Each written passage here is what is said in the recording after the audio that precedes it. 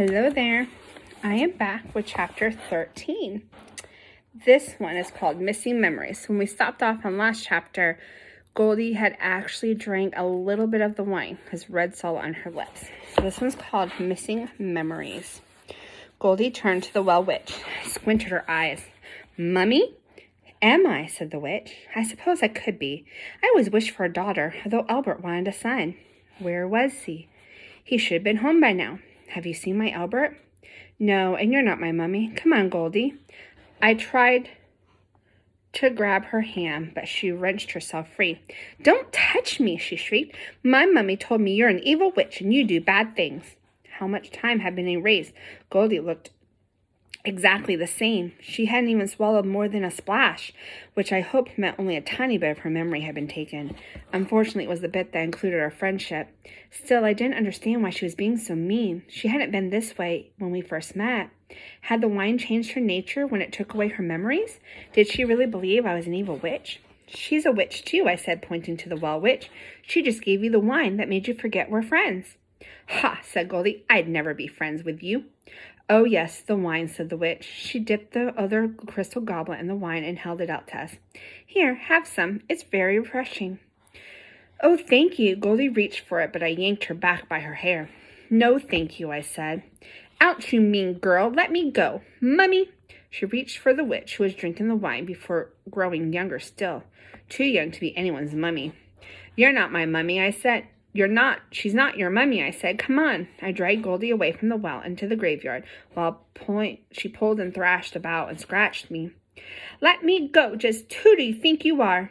Finally, she wriggled free and ran off to the gravestones. She couldn't remember my quest to save Granny, and she clearly wanted nothing to do with me. But she had no way of knowing where we were or how to get home. Even now, I could see she was confused. Wandering aimlessly with no path to guide her, she wouldn't last a day. "Goldie, wait!" I ran to catch up to her. "Go away," she grumbled. "But I want to help you." "You don't help." "Do you know where you are?" She glanced away at the gravestones and whispering trees. "In the woods, of course, and this is the graveyard, so I'm not far from a village."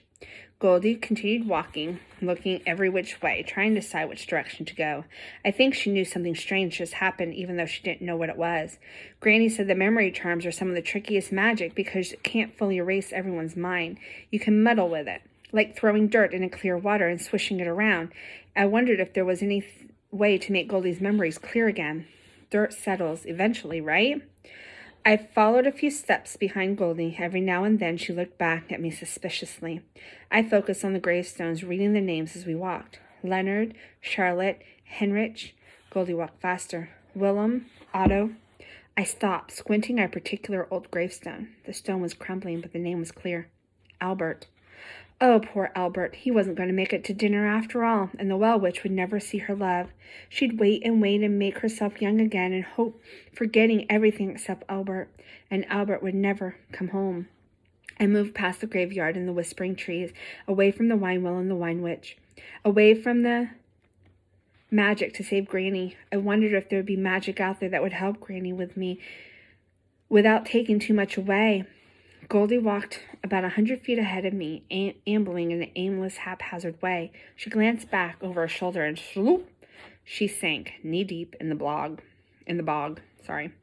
I laughed, remembering the mud fight, but then Goldie started crying, so I took her arm and helped her out. "Don't touch me," she screamed. "Stop following me. Stop it, or I'll hit you." She raised her hand into a fist and probably couldn't punch down. Still, she looked fierce. She breathed through her clenched teeth and teary eyes, blazing for a fight. It was a strange reversal, me chasing after Goldie, and Goldie making threats and fists. But it wasn't about to let her off on her own. I was red, I reminded myself. If nothing else, red was a stubborn color. I hadn't dragged Goldie all this way and gone through all this trouble for her to ditch me. I stomped both my feet into the bog. Mud sputtered on Goldie's cheek. "You don't scare me. I'll come in and go as I please." She wiped her face. "Oh, you horrible girl. Didn't your mother teach you manners?" "No, but my granny taught me all sorts of spells and potions and curses. I'm very good at curses." Goldie scrambled out of the bog to dry ground. "Witch, keep away from me. You're evil." She spoke so each word as though cracking of a whip, and it stung. Goldie had never been mean to me like this. Maybe the wine did something else besides take away the memories. Fine, I lifted my hands in surrender. I'll keep my distance, but I can't help if we're traveling the same direction. Fine, said Goldie as she huffed along the riverbank. Keep your eyes open for bears and wolves, I said. I've seen quite a few around here.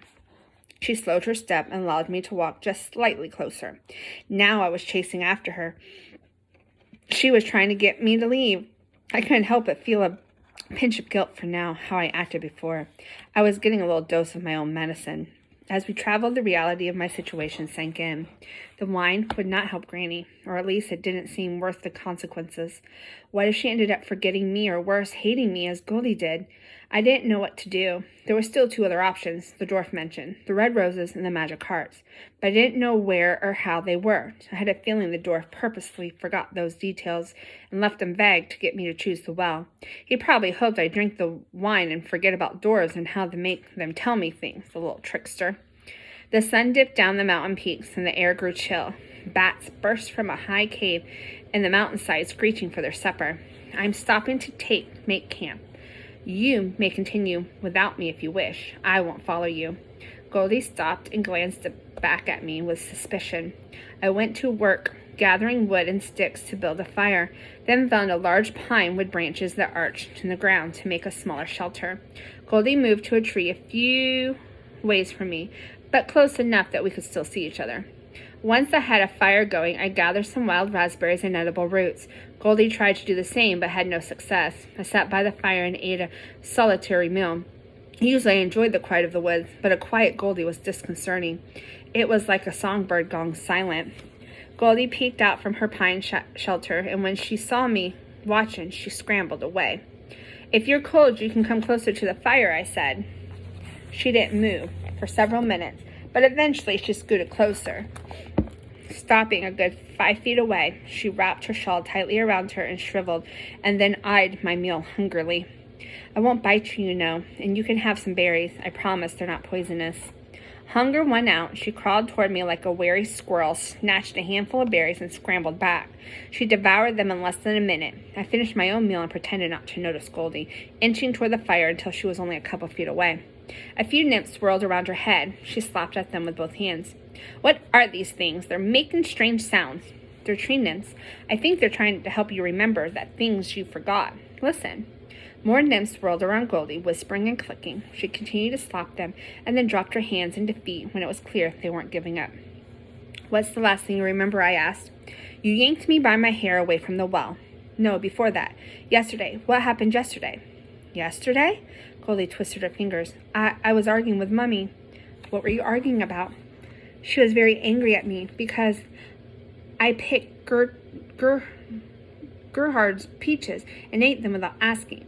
They were so plump and golden, I don't think Gerhard would mind, but he was furious, and Mummy called me a little thief, and I disappointed her.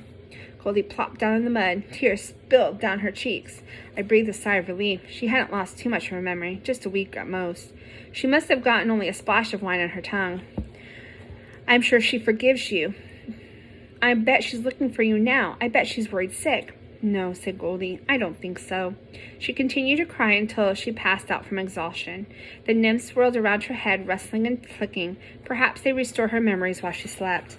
I covered her with leaves to keep her warm and nestled into my own bed.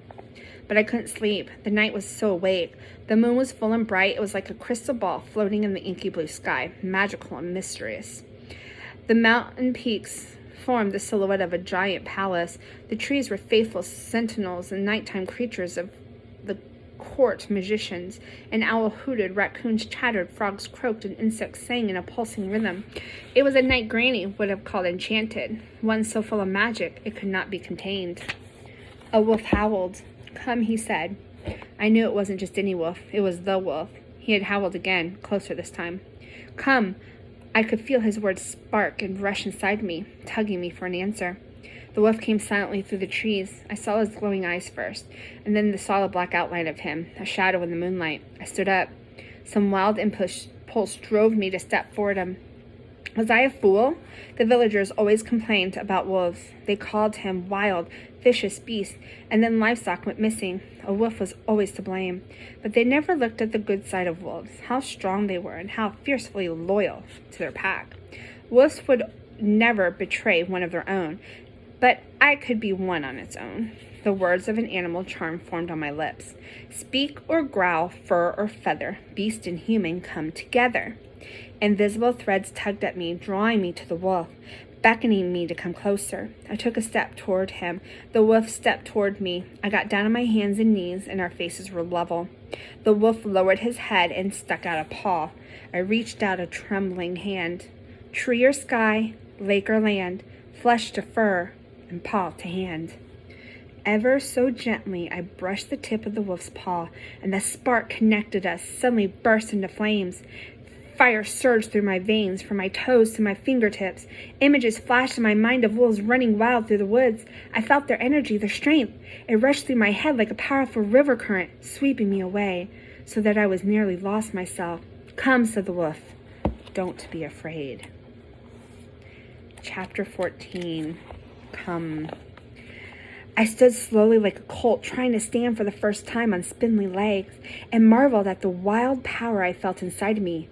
The wolf's voice was clear before, powerful and resilient, and it was more than that. I could feel his presence. I sensed his emotions, his instincts and movements. I placed my hand in his fur, and he walked side by side, each of us sensing the other. It was like learning how to walk all over again. I stumbled, with feelings and images that rushed through me. Little by little, they became familiar, and I found my balance. We started to run, just a shy trot at first, and faster than faster until I was certain my heart would burst, except it didn't. It just got bigger and stronger. We raced through the trees, chased patches of starlight, bounded in the glow of the full moon. We breathed in the endless sky, and all of it swirled together, so I felt small and big and everything all at once. I was the whole world, and the whole world was within me. We raced up the mountainside until we were on a cliff high above the river. Home, he said, and I felt the familiar comfort of being at home. He led me around the cliffside to the cave opening, his den. I hesitated for just a moment, wondering if this was some kind of trap, but the wolf moved. I felt myself pulled along by invisible strings, and my fear subsided.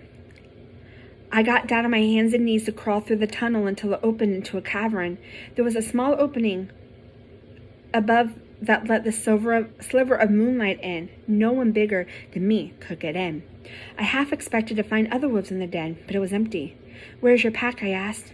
Gone. I saw a series of images, a strong pack of wolves, fierce and loyal, but one by one they disappeared, hunted by a shadowy presence. Soon there was only one. You're alone, I said. The wolf whined a little, pawed at the ground, and I felt an incredible sadness wash over me. Wolves are not meant to be alone. They thrived as the connection with their pack. Alone, this wolf was vulnerable and weak.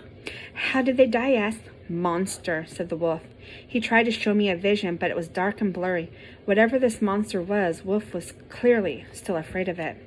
I placed my hand over the wolf's paw. I felt a pulsing energy. Red, wolf, wolf, red. Wolf, I said, as though I was pronouncing his name and destiny like a newborn child, which was silly.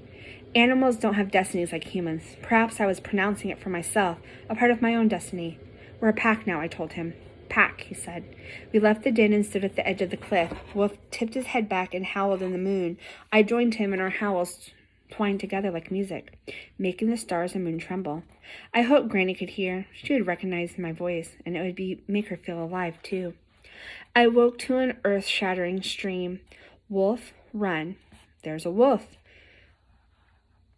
I sat up abruptly, and my head swam with fuzziness. Goldie was hightailing to a pine tree, babbling nonsensically about a wolf. Wolf. I brushed Wolf's paw and remembered last night howling at the moon. I had slept with my head into the crook of his stomach. It was soft and warm. Wolf yawned, showing sharp fangs and a pink tongue. Run! Goldie screamed from the tree. The wolf's about to eat you alive! Eat, said the wolf. But I knew he wasn't thinking of eating me, nor Goldie.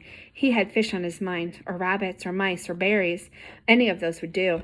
It's all right, Goldie. He's not going to eat us. How do you know? She called back. Because he's my friend. Only a witch would be friends with a wolf, said Goldie. You're right, I'm a witch, but that doesn't make me evil.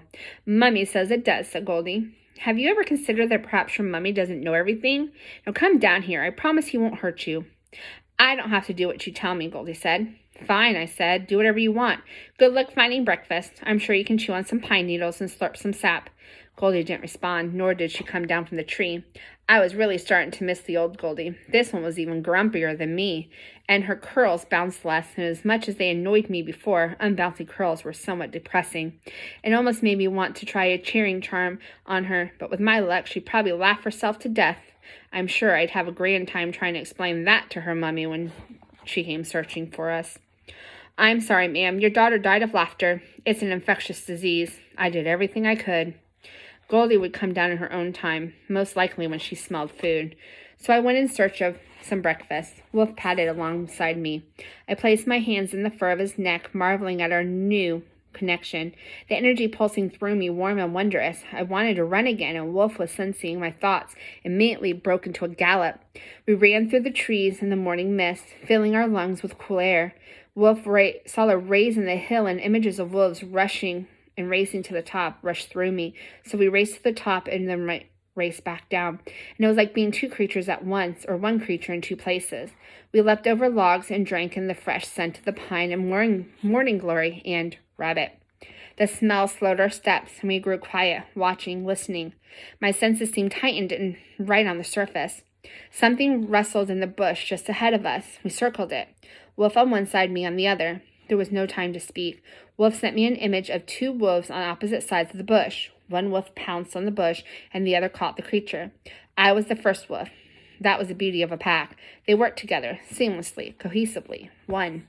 I pounced on the bush, and the creature squeaked and hopped on the other side. Wolf leapt and caught the rabbit. Breakfast. On the way back to the camp, I gathered some berries. I called up to Goldie. We have some breakfast. She didn't answer, still ignoring me and afraid of the wolf. Perhaps if she smelled it, she'd come down. I went to work gathering wood and leaves to start a fire. I snapped my fingers to perform the drying spell. Nothing happened at first, and then a few tendrils of smoke rose from the leaves, and the flame burst forth. I blew on it and added more sticks and leaves until I had a good fire going. I found 2 forked branches to make a spit. Wolf brought me the rabbit, and with a sharp rock I managed to skin it and get it roasting over the fire. I dusted off my hands, looking quite satisfied with the job well done.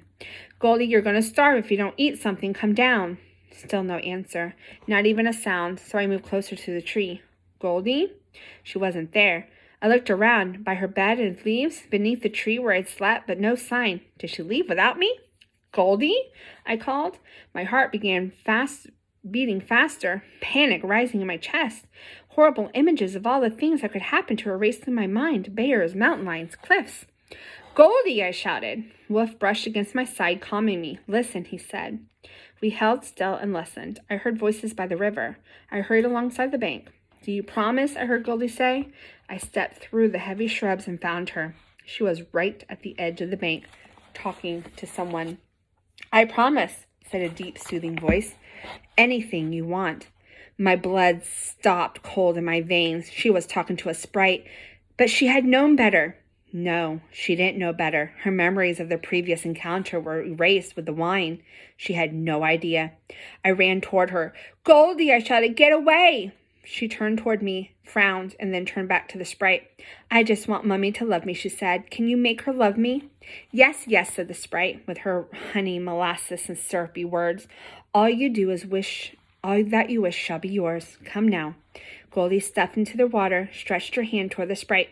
Goldie, no, don't touch her, I shouted, but it was too late. Their fingers touched. The sprite clasped Goldie by the webbed hands, and before Goldie could even utter a scream, she was dragged beneath the water. And that takes us to chapter 15, which we will read tomorrow. I hope you have a good rest of the day. Bye.